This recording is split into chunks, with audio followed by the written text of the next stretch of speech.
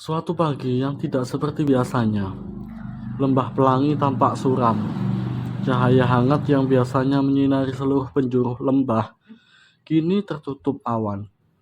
Pelangi yang abadi menggantung di langit mulai memudar, meninggalkan warna-warna yang suram dan kabur. Di tengah-tengah lembah, seorang gadis kecil berambut merah menyala bernama Lia berdiri sambil memegang peta kuno. Ia menatap langit kemudian menyentuh dadanya. Aku merasakan gelombang kesedihan dan ketakutan yang begitu kuat dari seluruh lembah. Ada apa ini sebenarnya? Di atas dahan pohon, seekor tupai kecil berekor biru bernama Kiko sedang mencoba meniup dan membentuk melodi. Tapi kali ini nada yang keluar terdengar sumbang. Keluh Kiko, lalu menggeleng kesal. Ia mencoba lagi namun tak berhasil menghibur suasana. Di sisi lain, Boni berubah madu muda lembut tengah menyentuh batu pelangi, wajahnya tampak murung. Aku menyentuh batu pelangi ini, ingatan tentang pelangi yang bersinar terang terasa samar seperti kabut. Ini belum pernah terjadi sebelumnya.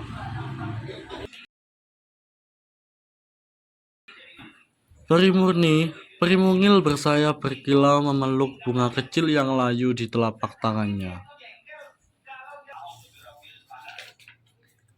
Bunga harapan yang kutumbuhkan, layu sebelum mekar sempurna. Kekuatan lembah sedang melemah. Lia menoleh ke arah teman-temannya, pandangannya penuh keyakinan.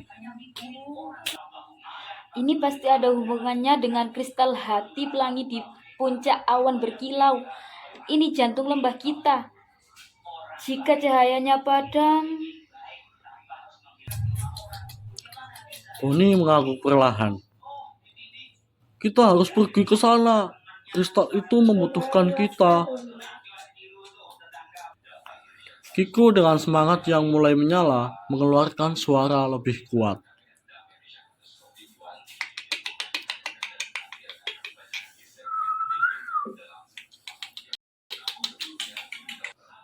Peri Murni mengepalkan tangan kecilnya.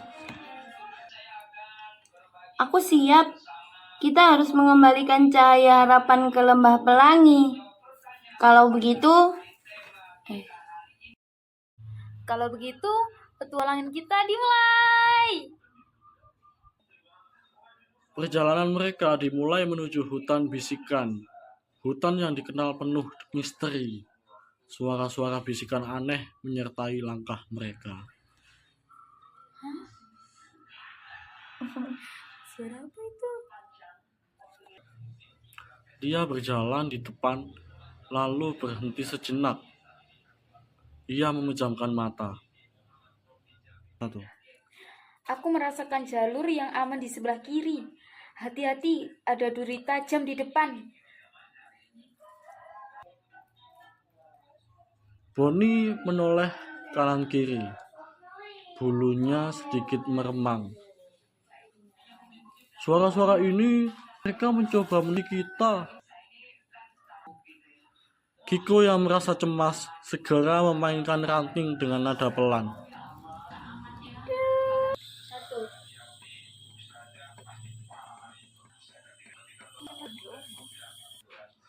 Nada itu terdengar lembut, seperti nyanyian ibu yang menenangkan. Perlahan, bisikan-bisikan itu mereda dan bayangan-bayangan gelap menjauh.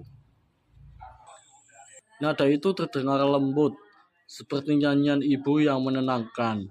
Perlahan, bisikan-bisikan itu mereda dan bayangan-bayangan gelap menjauh. Melodimu selalu berhasil, Kiko. Puji Peri Murni sambil tersenyum. Bagus sekali, Kiko. Sekarang, ayo terus. Seru Lia. Mereka tiba di Sungai Gemuruh, sungai dengan arus sangat deras. Tidak ada jembatan atau perahu. Arusnya terkuat. Gimana cara menyeberang? Tanya Lia cemas. Boni mendekati sebuah besar dan menyentuhnya. Ia diam sejenak, lalu membuka matanya perlahan.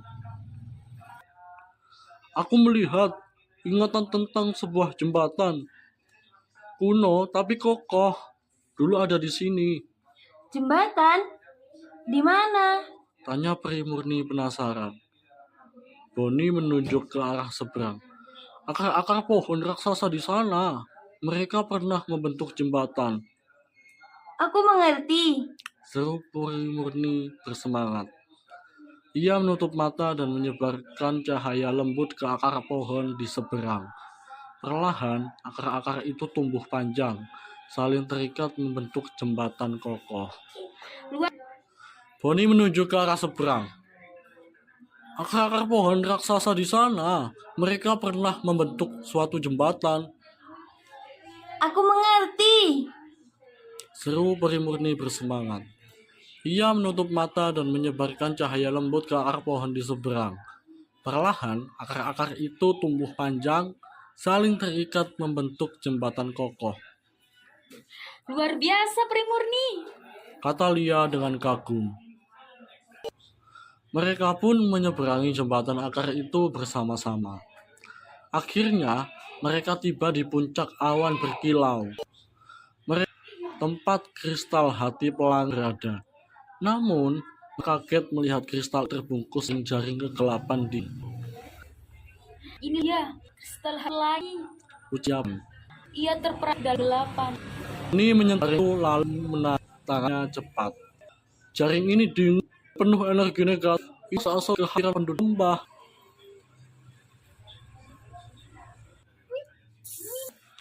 Kiko menunduk, suaranya pelan, terdengar seperti ratapan.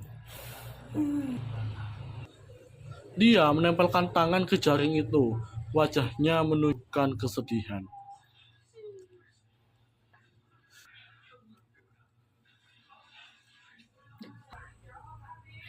Aku merasakan duka yang dalam dari dalam kristal ini, seperti jeritan yang tak bersuara. Kiko pun melangkah maju. Ia mengumpulkan embun pagi dan cahaya bintang terakhir. Lalu meniupkannya menjadi melodi paling indah yang pernah ia buat. Melodi itu bergema, bersonasi dalam jaring-jaring kegelapan.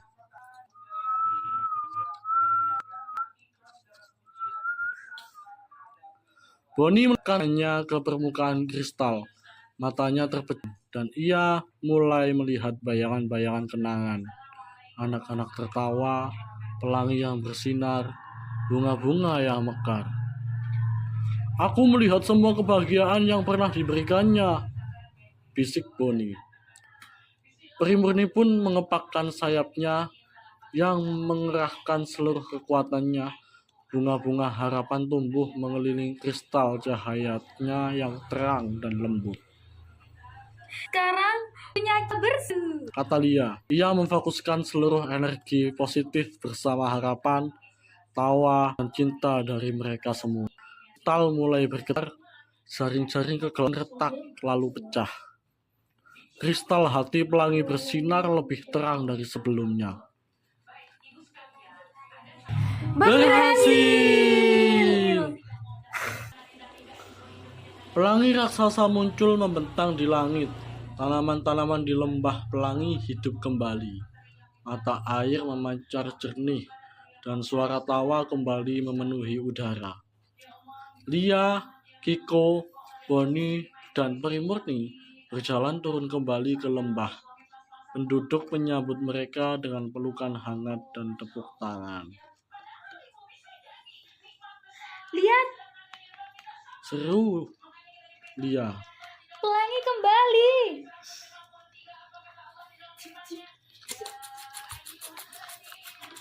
Sahut Kiko riang. Tanaman segar kembali, mata air jernih lagi, ujar Boni dengan senyum.